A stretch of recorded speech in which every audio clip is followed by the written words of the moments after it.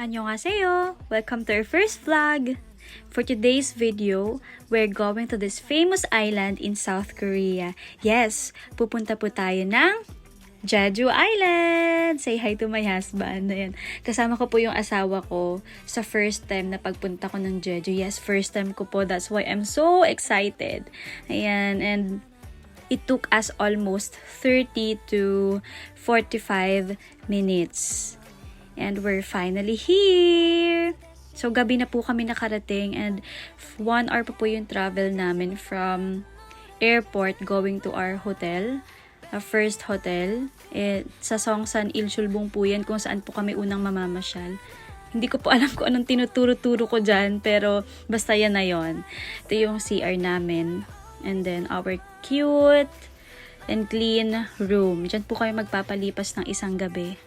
And since gabi na nga po kami dumating, naghanap po kami ng nearest convenience store para kumain. O diba, ang bilis, umaga na.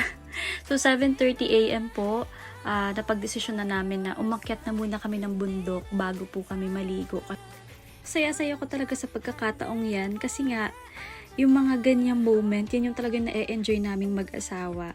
Yan talaga yung hilig namin na as long as magkasama kaming dalawa, ina-enjoy talaga namin yun. And ayan na nga, napakaganda ng view, sobrang ganda talaga. Talagang matutuwa ka at kung mahilig ka sa nature, yun yung gusto mo, ma-enjoy mo to, promise. Yan, so paakyat na po kami. Wala pa yata kami sa kalagitnaan, talagang pagod na ako, kaya I recommend you guys na bago kayo pumunta dito, wag muna kayong maliligo, wag kayong magsusuot ng magandang damit kasi masasayang lang.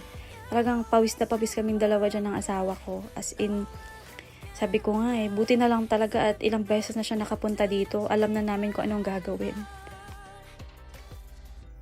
Few steps na lang, malapit na tayo sa katotohanan. Oo, yan na, malapit na.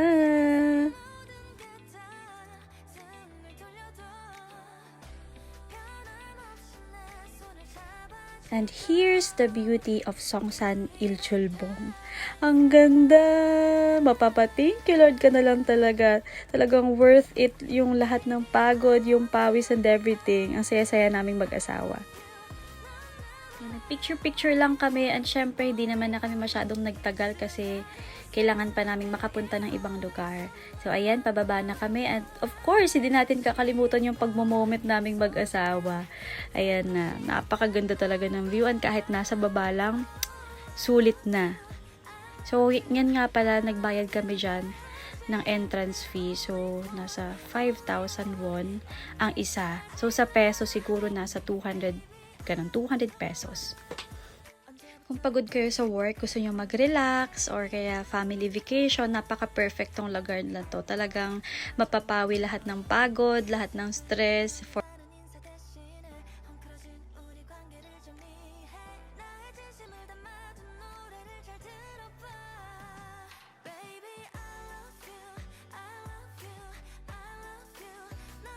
Lalaban kayo sa likod ko? Palakihan ng likod Ayan, so nagpa-video nga ako sa asawa ko. Kaya sabi ko, Lablab, video mo nga ako. Napakaganda kasi ng kulay ng damit ko. So ayan, so super thankful din ako sa asawa ko kasi siya talaga yung nagpa-plan ng lahat ng travels namin. Kasi nga alam niya na marami akong gustong puntahan. Kaya lang kasi syempre, diba, ayoko naman mag-travel na mag-isa.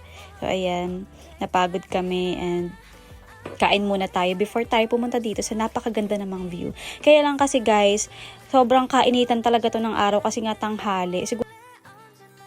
Kaya hindi kami masyadong nakapagpa-picture. Ayan, pagod na pagod kami tapos pawis na pawis. Nakakadagdag kasi talaga ng pagod yung init ng araw. Talagang tirik na tirik yung araw ng mga oras na yan. So, ayun po, sobrang hangin din. Yun lang yung maganda kasi nga kahit mainit, naman, mahangin. Kaya lang kasi, ayun nga, hindi kami nakapag-picture. Isa lang. Ayan lang yung maganda naming picture kasi for the lipad ang mga damit ng mga person. Yan, so pabalik na kami. Kasi naman, wala naman na kaming gagawin. Guys, so nandito na kami sa second hotel namin. Wow! Siyempre, mali pa lang kami. Dito pa namin sa... Dito lang kami sa likod, guys. Pero ang ganda. Yan. The beach hotel.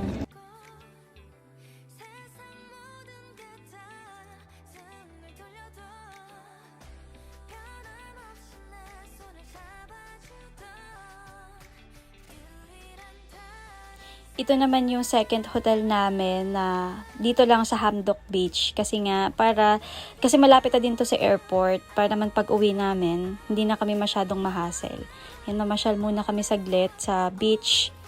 Yan, sobrang ganda rin. And ayun nga, balak sana namin maligo talaga kinabukasan kaya lang biglang umulan.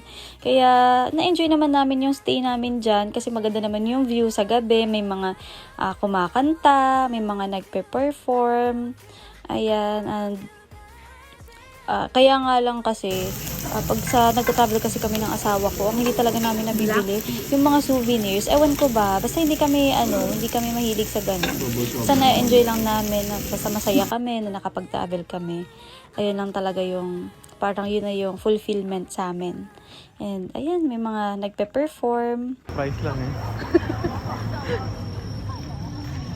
Doon na kami gali, ayaw na namin bumalik. Ay, ano yun? Parang yate. Yun. Yeah. Kayo ba guys, pag nagbubook ba kayo ng hotel, isa lang? Kunyari, 3 days yung stay nyo. 3 days din ba kayo magsistay dun sa isang hotel? Minsan, gano'n din kami ng asawa ko. Pero minsan, or may mga pagkakataon na mas okay na dalawa or dun sa first hotel, dun malapit sa mga tourist spots, and then yung second hotel doon naman malapit sa airport, lalo na kung magkakalayo yung mga pasyalan. So doon na po kami nasanay, and hindi rin kasi kami masyadong pumipili ng malaking room kasi nga pagtutulugan lang naman. Pero siya, of course, doon tayo sa komportable. Maliit man siya pero komportable tayo. Ayan, so hanggang dito na lang po yung vlog natin. Subaybayan nyo po yung mga next vlogs natin and i-share ko po sa inyo yung mga magaganda naming napuntahan ng asawa ko. And please like, follow, and share po ng ating page. Thank you so much! Annyeong!